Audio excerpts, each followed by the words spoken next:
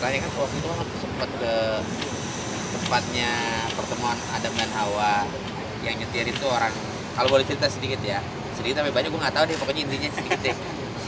Ada orang Arab yang bisa bahasa Indonesia di satu mobil, gue beli, nanya gitu, mohon maaf sekali lagi kalau salah. Ya Habibi, ya salam. Kalau kita bisa bahasa Indonesia bener pas sobat, karena dia bilang katanya kuliah di Indonesia, tepatnya di Makassar. Ya Habibi, ya salam. Kalau misalkan kita sholat di Mekah katanya kan pahalanya 100.000 kali. Kalau di Indonesia misalkan contoh 1 kali, kalau di sana 100.000 kali. Kalau misalkan di luar Ka'bah gitu loh, di luar Ka'bah tapi masih di tanah haram, kita dapat pahalanya berapa? Allah, kita dapat 100.000 kali juga karena kita masih di tanah haram. Oh seperti itu, gue jadi tahu. Jadi kan Ka'bah kalau kita sholat itu 100.000 kali pahalanya. Ya insya Allah mudah-mudahan ya diterima sama Allah dan benar ya. Kalau di luar Ka'bah tapi masih di tanah haram yang tanah benar-benar tanah suci, tanahnya Nabi kita, Nabi Muhammad SAW, tanah Rasul yang benar-benar suci gitu, tidak boleh dimasukin sama ya sebarang orang seperti itu.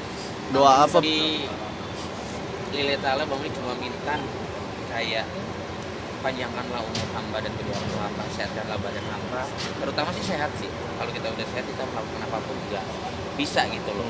Sehat badan, sehat semuanya, buat keluarga, buat orang-orang sekitar, keluarga besar, buat Bang Uli pribadi dan orang-orang tersayang itu. Momen spesial biasa sih, kurang niat kita di sana ibadah. Setiap hari kita ibadah, kita menghabiskan waktu ibadah ke Ka'bah, ke masjid Ka'bah gitu. Jadi kita ngabisin waktu cuma ibadah.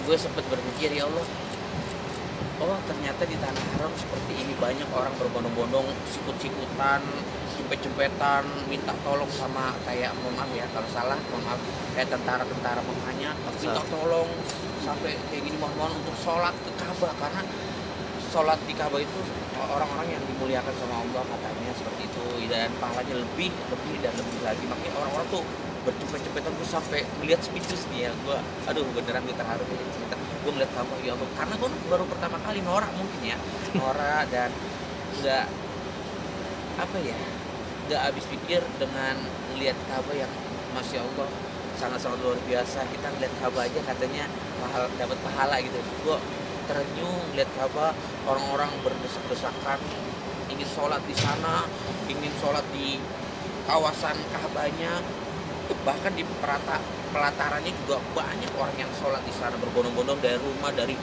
gua kan waktu yang tadi gue bilang yang pulang dari museum Ka'bah atau museum Al-Quran dan habis dari tempat pertemuan Adam dan Hawa itu, gue kan naik mobil. Ceritanya pas kalau maghrib itu memang tempatnya ditutup. Gue mau arah ke Ka'bah lagi karena kan hotel gue dekat Ka'bah kan. Gue pengen ke hotel lagi, tiba-tiba ditutup tuh. Jaraknya lumayan jauh. Kayak dari sini sampai mana gitu ya. Tapi jauh lah. Gue jalan tuh, panjang jalan, banyak orang dari ujung belakang, ujung depan berbondong-bondong. Ditutup karena memang banyak banget jamaah yang ingin berbondong-bondong sholat di Ka'bah tersebut. Itu sih pengalaman gue yang gak pernah melupakan. Mohon maaf kalau misalnya memang agak sedikit orang, memang gue first time dan terkejut aja sih. Itu sih, masya Allah, semua orang pengen mendapatkan pahala dan sholat di sana. Perbedaan pasti ada lah, tapi nggak berubah, maksudnya dalam arti nggak langsung berubah menjadi sesuatu yang orang pikirkan yang gimana-gimana. Biasa aja, yang penting kita selalu ingat sama Allah, kita beribadah. Ya tapi kalau boleh jujur ya, maksudnya ibadah sekarang alhamdulillah lebih, ya alhamdulillah lah. Iya, kalau kemarin-kemarin masih sedikit bolong-bolong. Kalau sekarang nyempetin waktu untuk ya udah gue ibadah cuma beberapa saat tuh gitu kondisi. Ada sharing nggak? Ngajak mama, ngajak adik dan ngajak kakaknya mama. Kebetulan kakak-kakak diajakin masih belum siap, bapak juga masih belum siap. Ngajakin bapak, insya Allah katanya kalau ada waktu lagi ingin ikut. Terus kalau kakak katanya anaknya masih kecil dan kakak yang nomor di atas bangku juga sama seperti itu. Panggilnya apa? Impian, ya salah satunya impian dan terwujud. Tapi memang kan kalau umroh itu tidak bisa memaksa seseorang itu pengen umroh apa enggak. Gue tanya sama mama, waktu itu kan zamannya ada almarhum Olga ya. Almarhum tuh sayang banget sama orang tua Bang Willy, sama keluarga. Pokoknya siapapun yang mau umroh bilang sama Yoga, Yoga siap. Waktu itu mama memang belum siap.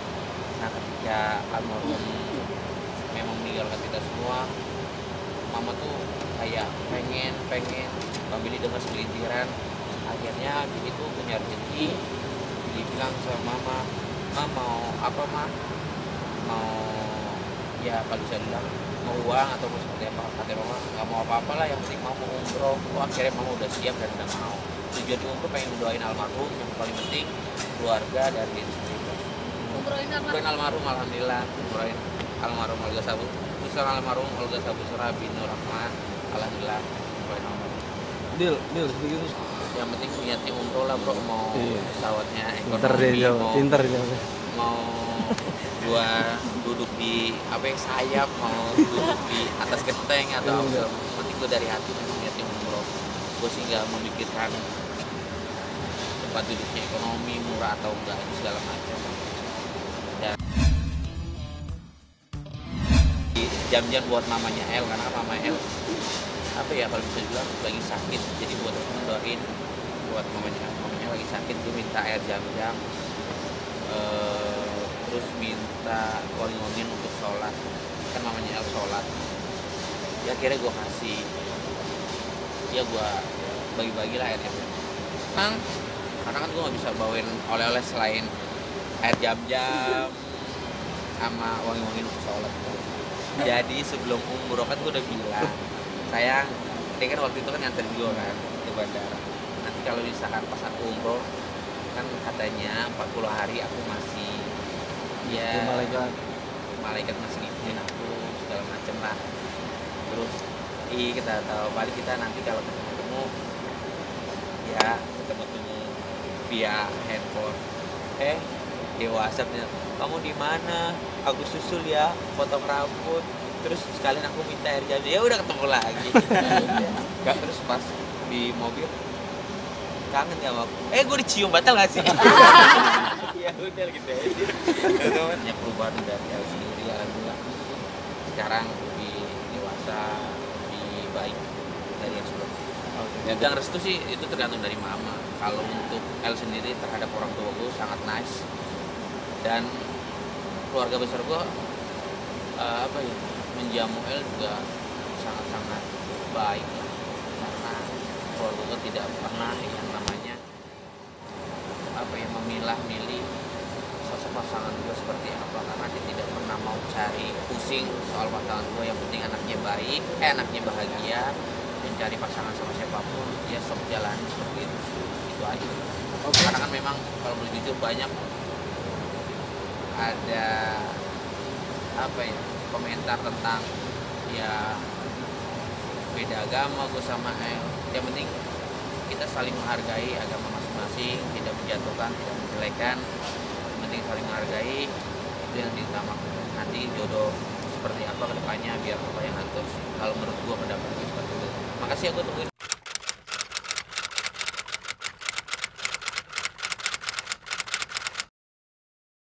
Jadi jangan lupa untuk subscribe Cumi Cumi. Ditekan ya tombol lonceng merahnya.